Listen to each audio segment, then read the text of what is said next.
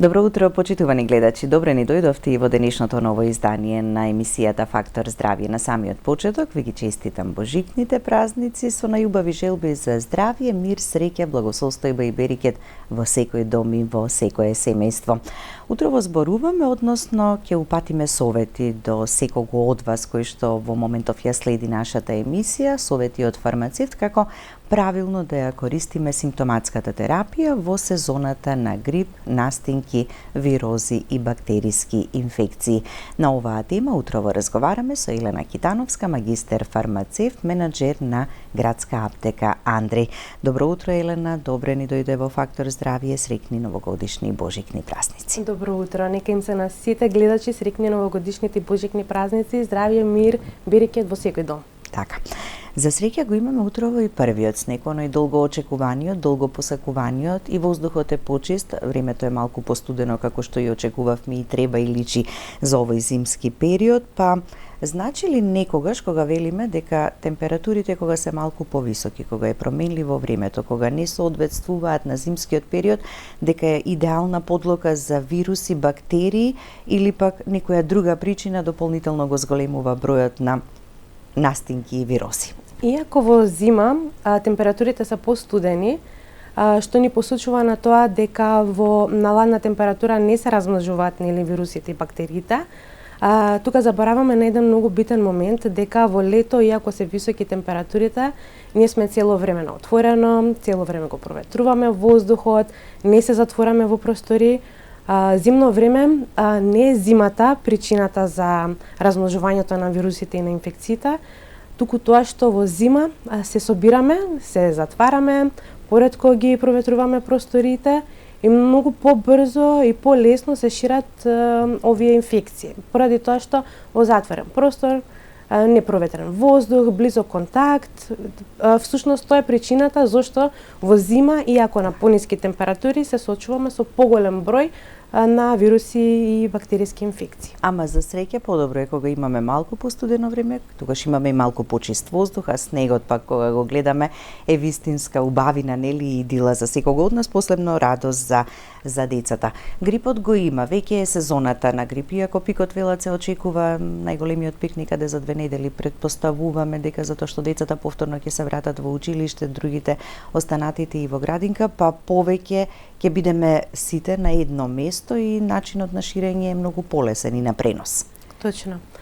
Започнува сезоната на грип, на настинки, почести бактериски инфекции, во сите симптоми со кои што се соочуваат луѓето, не можат да одлучат што точно ги снашло, дали станува збор за вирус, за грип или за бактериска инфекција, и често пати се случува и да се збунат и да не знаат што точно да третират, па на тој начин доаѓа и до дуплирање на терапијата, земање на прекумерна доза на одредени лекови кои што се земаат без рецепт. Тие, иако се лекови без рецепт, не значи дека се безбедни да се употребуваат во било која мера и на било каков начин. Така, мораме да знаеме како правилно да ги користиме. Фармацевтот е тука така да ни го даде советот, а и советите и секако од матичните лекари. Ќе погледнеме блок реклами, па ќе продолжиме со разговорот. Останете со нас, почитувани гледачи, до самиот крај. Следете не и повелете, јавете се и поставете прашање.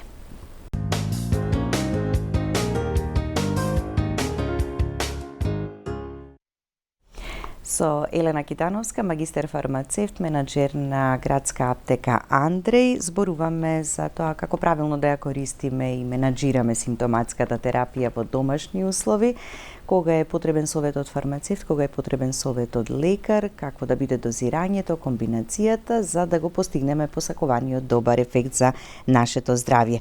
Еве кратко на почеток. Каква вирусна инфекција е грипот, каква е настинката, кои се разликите, кои се сличностите меѓу едното и другото? Грипот е вирусна инфекција, но не секој вирус значи грип.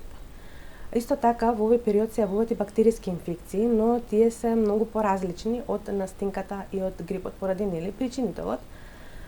Грипот, што е сега актуелен, кој што почнува, се карактеризира со нагли промени во општото здравје. Значи, стануваме утрото, добри сме, се е во ред, си го тераме денот и попладнето веќе не можеме да станеме од кревет. Нагло се покачува телесната температура, се јавува многу силна малаксаност, многу силни болки во мускулите, во куските, главоболка може да се јави и општа слабост. Додека пак кај настинките, симптомите се јавуваат постепено.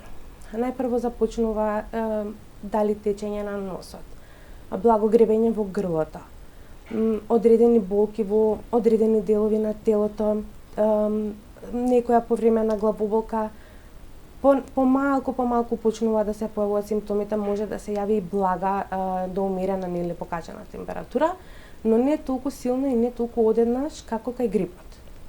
Од друга страна пак бактериските инфекции се со карактеристично одредено локално воспаление и болка во одреден дел на телото, силна и интензивна болка со висока температура. Температурата се јавува и кај обичните настинки и кај грипот, со тоа што и кај грипот температурата може да трае дури до 5 дена, иако станува збор за грип. Не станува збор за бактериска инфекција. Тоа мора да го напоменеме, затоа што пациентите често пати кога ќе видат температурата која што трае долго време, одма си поврзуваат бактериска инфекција, одма земаат антибиотик на своја рака, иако е се поголема свесноста за рационалната употреба на антибиотици, ние се уште се соочуваме со голем страф од висока температура и со земање на антибиотик на своја рака. Така. Доколку нема велиме ајде претходно превентивно некако да спречиме за да не се симне тоа надолу, за да не се искомплицира состојбата. Која е поголемата штета отколку придобивката од користењето на антибиотици кога се користат без некоја оправдана причина? Антибиотик без индикација само по себе значи наштетување на нашиот организам. Затоа што антибиотикот знаеме дека ги убива бактериите. Кога тој ги уништува бактериите, ги уништува и добрите и лошите бактерии. Кога во телото нема лоши бактерии, нема што да уништи, тој ги уништува сите добри бактерии што ни се наоѓаат во нашиот дигестивен тракт. Без тие бактерии не може да се преработува храната, не може да се апсорбираат хранливите материи. Многу работи се нарушува здравјето на цревата, а од тоа здравје ни зависи целокупното здравје, всушност. И на тој начин и многу долго време е потребно после тоа тие бактерии повторно да се вратат со употреба на пробиотици. Ама многу долго, како да кажам, времетраењето на земање на пробиотици е многу поголемо за да се врати микрофлората, отколку времето кое што е потребно за да се уништи поради неправилна и нерационална употреба на антибиотик. Така, и секој организам е различен, точно. Така и не знаеме како ќе реагира на сето тоа. Сите овие симптоми кои што ги спомена, и кај настинката и кај грипот, поблаги се кај настинката, велиме некогаш од нога можеме да ја поминеме, така со само мала некоја помош која што ќе си ја дадеме себе си. Грипот едноставно не легнува во кревет и знаеме дека мораме да го одлежиме неколку дена. Ако ги ставиме во исти кош сите овие слични, а сепак различни симптоми, дали може да настане некаков проблем? Ако ги третираме исто. Така. Третманот мора да е симптоматски. Значи мора да биде насочен третманот кон моменталната состојба на пациентот. Ние во аптека, кога ќе дојде пациент, не гледаме да му дадеме се одеднаш и ајде побрзо ќе ти помине, не. Туку мора да видиме што е тоа што во моментот најмногу го мачи пациентот. Дали е тоа висока температура, дали се жали на болки во грлото.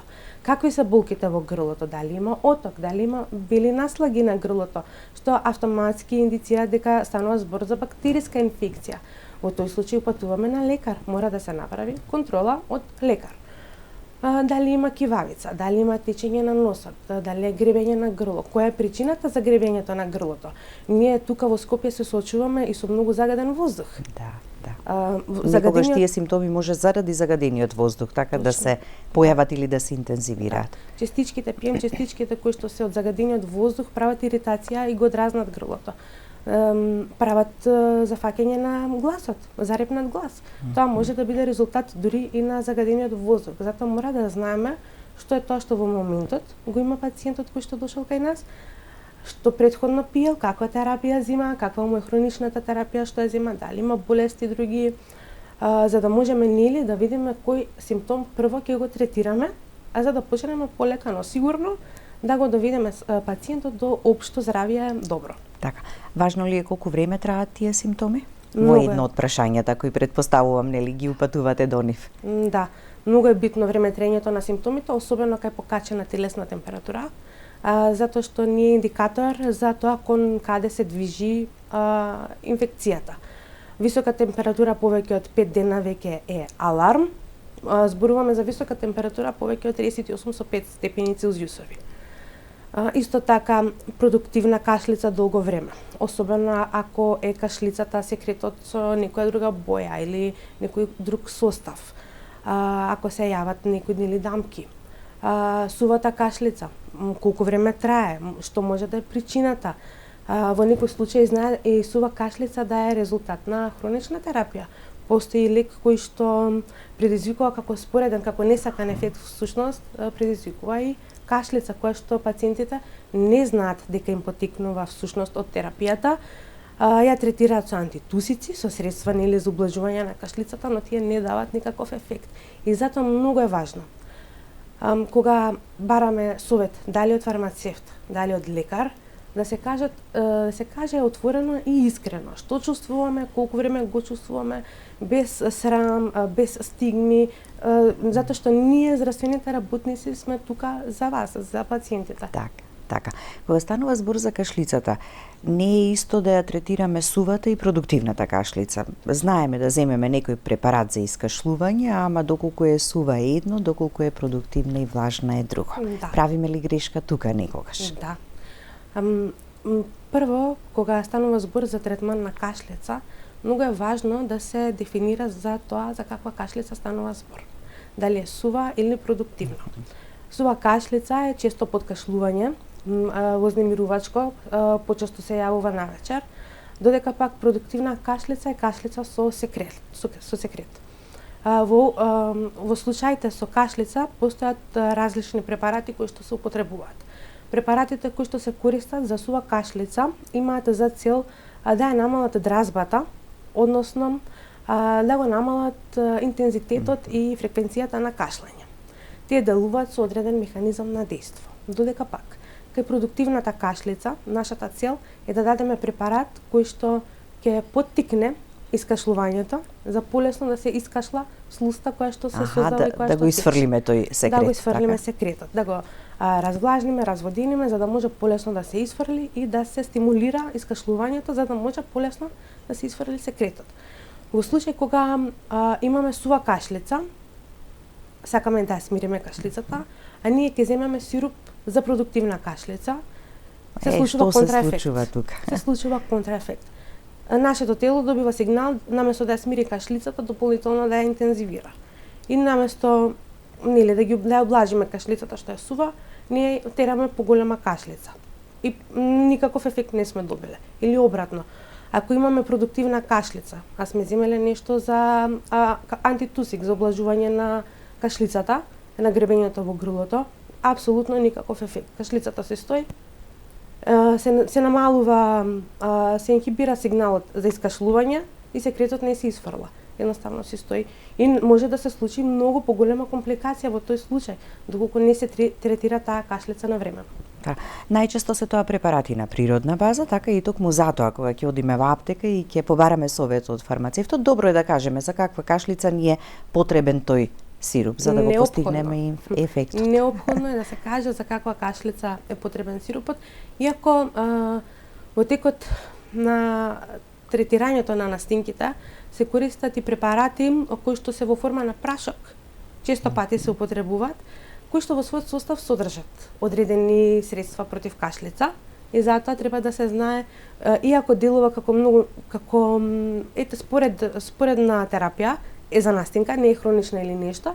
Да. И многу е битно да се знае, затоа што можно е да се случи дуплирање или пак вкрстување на терапиите кога се земат тие прашоци со повеќе компоненти внатре. Да. Начинот на користење на тие прашоци во млака вода, одредена количина на вода си пишува секогаш на упатството, ама некогаш додаваме или одземаме самите ние на своја рака. Зошто е важно баш така, токму така како што е пропишано да се зема? Многу е важно за да се земе лекот како што е пропишан, односно како што ќе ви каже нели фармацевтот, за да го постигнеме максималниот ефект. Затоа што после тоа се случува ситуација поради неправилно земање на лекот, да добиеме слика дека терапијата не делува, што е невозможно доколку лекот е земен правилно и дозирањето е правилно. Многу е важно припремата, подготовката, начинот на дозирање е битен, јачината на супстанциите кои што се внатре во компонентата, колку пати во текот на денот, колку пати во текот на болеста е земена таа комбинација, за да знаеме дали терапијата нема резултат поради неправилно земање на лековите или пак тука позади се крие нешто друго посериозно. Така. Исклучително во вода треба да го раствориме тоа? Да, во вода. Во млака Некој вели вода. не ми е убаво по вкус. Па сака во сок или во нешто друго да го раствори. Лекот не треба да биде вкусен, треба да биде ефективен. Така. На одредено време и тука треба да се запази така временската рамка од едно до земање на другата доза. Зависно од активните компоненти внатре во прашуците, се одредува и времетрањето на земањето и интервалите на земање на овие прашуци, согласно нели, зависно од тоа за кој прашок станува збор, се земаат соодветно за активните компоненти внатре. Ама добро е секогаш да ги имаме кај нас, дали сме дома, дали сме некаде на патување, така Никогаш... не знаеме со што би се соочиле, како прва помош би ни помогнале во моментот. Температурата. Да се навратиме на температурата, нешто од што најмногу се плашиме и кога ќе се јави кај помалите и кога ќе се јави кај возрастните. Е одбрамбен механизам, ама сепак ние мислиме дека е тоа нешто многу лошо и страшно. Кај температурата сите мислиме дека таа представува нешто многу страшно, особено ако се покачи дури и малку. Битно е да знаеме дека кога во едно тело ќе влезе некој инфект, дали е тоа вирус или бактерија, телото е многу паметно. Тоа самото почнува одбрамбен механизам за да ја спречи делбата на овие клетки. Значи на штетниве клетки што влегле вирусите и бактериите. И додека се бори со овие клетки, ја покачува температурата и на тој начин преку низа на системи, низа на механизми, ја спречува репликацијата на вирусите и на бактериите со всушност со покачување на телесната температура. Тоа е здраво. Тоа е одбранбен механизам на самото тело и ние треба да го оставиме тоа самото да се бори.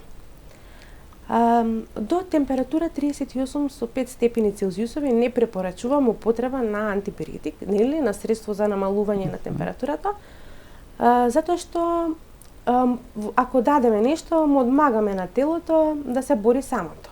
Не можеме да го засилиме нашиот одбранбен механизам, имунолошкиот одговор, и многу е битно да оставиме телото да се избори само за самото да биде силно. Освен кај пациенти кои што се со тешки хронични заболувања, во тој случај имаме поинаков пристап, нели, во оваа ситуација. До 38,5, ако не користиме антипиретика, верувам дека многумина и ги користат така, бидејќи и пониска температура така не плаши од 30, односно се што е на 37 со 2 или со 3, што друго можеме да примениме тука како некоја прва помош за да се обидеме барем малку да ја намалиме температурата? 37 со 2 со 3 не е висока температура, го ставаме телото да се бори. Доколку сепак имаме некој страф за нагло зголемување, нагло покачување на температурата, тоа што е препорака е облекување на алишта потенки, не во слоеви, полесна облека, памучна облека, проветрување на просторијата, дали е зима, дали е лето, не е важно. Многу е битно да има чист воздух да циркулира внатре во просторот. Многу одмор, значи не правиме замор за да се испотиме или нешто такво, тоа не го правиме. И многу е битна хидратацијата. Вода, многу е важно да се пие многу вода, во секој ден, нели, секој ден е битно, ама особено при покачена температура, телото бара вода за да може да си ги изврши основните функции. Така. Температура над 38,5. Веќе ни е аларм дека навистина мора да земеме нешто. Количината на антипиретиците или пак правилното нивно дозирање, што е подобро, што ќе ни помогне повеќе? Може би мислиме дека ако повеќе работи во исто време испиеме, дека побрзо ќе ја намалиме температурата. Која е вистината тука? Најчесто кога станува збор за покачена температура, лекот избор е парацетамол. И ние ќе земаме еден парацетамол и ќе почекаме 10 минути, не се симнува температурата и ќе земеме уште еден. Или пак ќе земеме од прашуците што ги спомнавме претходно. Се плашиме, не се намалува температурата, ајде брзо уште нешто да земеме и температурата ќе падне. Арнама, температурата не паѓа поради тоа што е земена двојна концентрација, значи двојна доза на парацетамол, туку затоа што е стигнато, дојдено времето на дејството на првиот парацетамол што сме го земале. Многу е важно да знаеме дека на антипиретикот му треба 30 до 60 минути за да почне да делува. Тоа што температурата не се намалила веднаш, не значи дека е мала дозата на парацетамолот или дека треба да земеме 2-3 апчиња или да ја искомбинираме со прашок, не. Напротив, во овој случај, ако земеме дупла доза или ако земеме друг препарат со истото дејство, а нема соодветна индикација нели за тоа, не се многу високи воспаленијата, не станува збор за екстремно висока температура, правиме штета. Во моментот кога ќе дуплираме дозата или кога ќе земеме повеќе препарати одеднаш, ние правиме штета на организмот. А затоа што ние сме веќе слаби, нели? Има или настинка, или вирус, или бактериска инфекција, организмот наш се бори и заслабнува. И дополнително го оптеретуваме црниот дроб со преголемите концентрации на лекови кои што ги внесуваме и штетиме. На долг рок тоа може да направи непоправливи оштетувања. Така. Никогаш температурата може да се намали, па по известно време повторно да се покачи. Најчесто велиме во вечерните часови повторно се крива температурата и значи повторно го користиме така тој ист начин на третман како што било претходно, се додека не стане многу висока. А температурата која што се симнува па повторно се качува е карактеристична за грипот. Во тој случај, доколку видиме дека парацетамолот не ни помогнал, значи сега зборувам, сме се напеле парацетамол, температурата е многу висока, болките во телото остануваат, не гледаме никаков ефект поради големо воспаление, потребно е, можно е да се земе, значи во овој случај може да се земе и ибупрофен како втора опција, но внимателно кај пациенти кои што имаат желудочни проблеми, гастритис и чиреви. Парацетамолот може да се земе на 4 до 6 часа, сам или во комбинација во прашоците кои што ги спомнав, но не заедно. И температурата, доколку не се намали после 5 дена, односно температурата може и да обстојува. Значи телото се бори. Се намалува, па повторно се качува, па пак се намалува. Оваа температура не плаши, се додека општата состојба на телото, општата состојба на пациентот оди кон подобро. Се намалуваат болките во мускулите, нема локализирано воспаление во грлото, во увото. Гледаме дека веќе ни се враќа полека силата, ни се намалува другите симптоми што ги имаме. Во тој случај дури и да постои температура или температурни варијации висока-ниска, не се плашиме. Значи си продолжуваме со симптоматската терапија која што веќе сме си ја започнале. Така. Зошто треба да бидеме посебно внимателни кај децата, трудниците, постарите луѓе и хронично болните, па дури и кај блага симптоматологија ако се појави заради овие вирусни или бактериски инфекции? Многу е важно да се напомене дека кај овие категории на луѓе различни лекови можат да дадат различен ефект поради нивната природа на организмот, затоа што веќе они се соочуваат со некој друг позадински проблем кој што е многу важен и не смееме да го изоставиме. Кај бремените жени, кај доилките, многу лекови воопшто не смеат да се користат поради нивниот ефект врз фетусот. Кај хроничните, кај пациентите кои што се со хронична терапија, мора да се внимава каква е терапијата, дали е за намалување на крвниот притисок, дали е за срце. Дури и обичните спреови за нос се контраиндицирани кај овие пациенти, поради тоа што тие прават вазоконстрикција на крвните садови, ги стеснуваат крвните садови, за да можат да ослободат простор за проток на воздух во носната шуплина, но исто така делуваат и системски и ги стеснуваат крвните садови и на другите делови од телото, а на тој начин тие го зголемуваат крвниот притисок. И тука се соочуваме со висок крвен притисок, без причина да кажам, бидејќи не може да си поврзаме дека едно обично спрече за нос може да даде дури таков ефект. Кај децата се веќе многу посебна категорија, кај нив треба со многу голема предпазливост.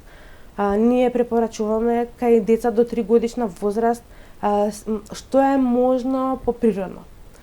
Наместо спречење за нос со активна компонента, тука прскаме спречења со морска вода или солени раствори. Сега веќе од другата терапија, парацетамол, особено внимателно дозирање кај овие дечиња. Никако да не се сгреши, нели? Дечињата што се веќе што се поголеми, исто така се гледа кој симптом го третираме, на кој начин, многу внимавање на дозата, дефинитивно најголема грешка се прави во зголемување на дозата, затоа што ние тука се плашиме, тие ни се деца, многу се плашиме од висока температура. Мислиме, ако повеќе работи дадеме така, дека побрзо ќе го решиме проблемот. Да, затоа што никој не сака да биде болен, а никој не сака, најмалку сакаме децата да не бидат болни и многу грешиме затоа што не сме трпеливи. Така. Ќе погледнеме уште еден блок реклами, па продолжуваме со разговорот. Останете со нас, почитувани гледачи, до самиот крај.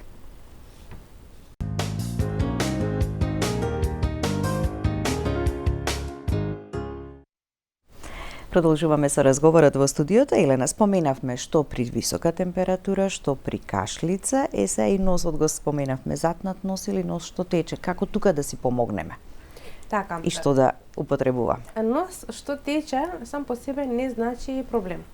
Течењето секрет од носот е одбранбен систем исто така на организмот, за да се исфрла частичките кои што се наталожиле на слузницата на носот.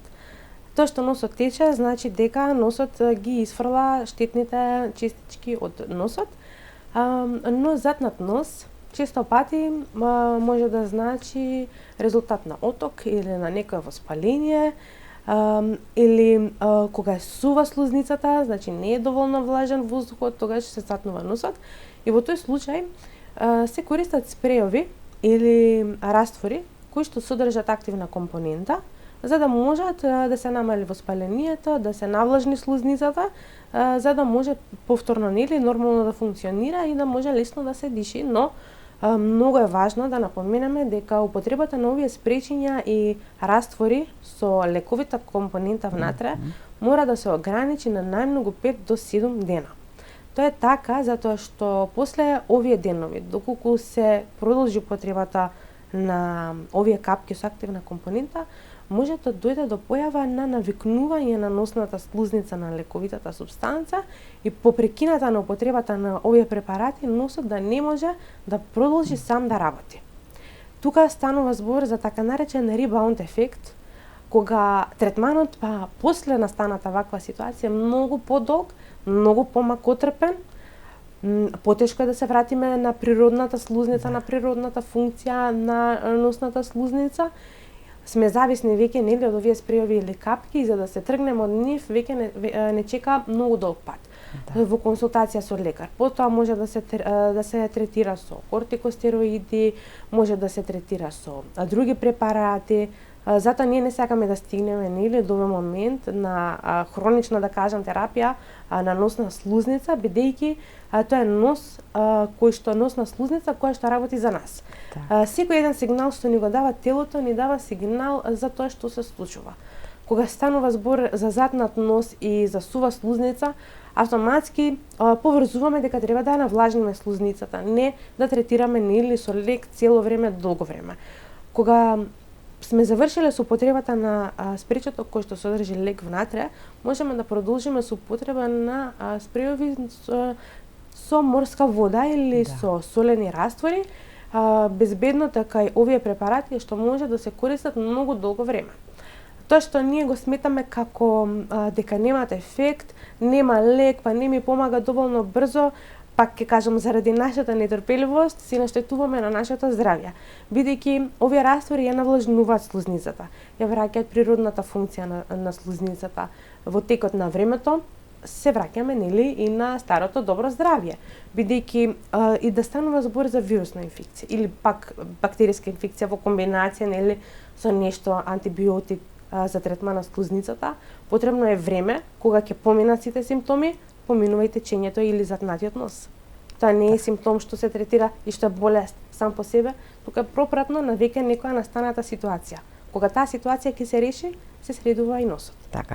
И препораката и колку пати во текот на денот, така? Да прснеме од или пак да ставиме од капките, точно, без разлика во која форма ќе ги користиме. Никако да не се потребува во преголема мера, да. Значи колку што е индицирано, дали е 3 пати по едно прскање, 3 пати по 2 прскања, нели, зависно од препаратот, Ако пишува 3 пати, ако ви кажеме 3 пати ќе прскате, не повеќе. Така да. Исцрпеност, малаксаност, слабост во телото е карактеристичен симптом, така и кај настинката, и кај грипот, и кај бактериските инфекции. Кај грипот, што во тие ситуации? Кај грипот и најизразено со страшни и болки во мускулите и во коските. Дефинитивно. Грипот е тој што соборува, не можеме да станеме од кревет и во овој момент се јавува силна малаксаност, силна истоштеност, буквално да не можеме да станеме од кревет.